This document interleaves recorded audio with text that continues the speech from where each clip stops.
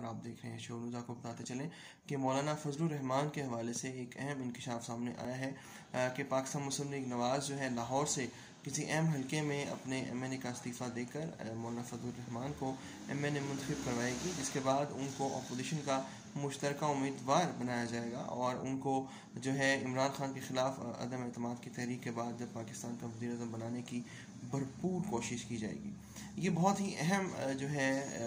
बात सामने आई है एक तजिया निगार इमरान यकूब के जानिब से, जो कि GNN से वाबस्ता हैं।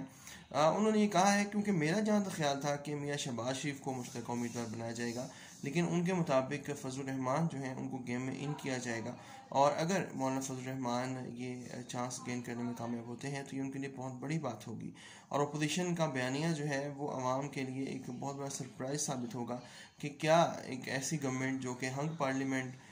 भी हम कह सकते हैं और एक जो बहुत से छोटे छोटे हिस्सों पर मुश्तमिल होगी, वो पाकिस्तान के लिए क्या डिलीवर करेगी। देखते हैं कि 3 मार्च के बाद ये फैसले क्या होते हैं और किस तरफ ये तमाम बातें जाती हैं।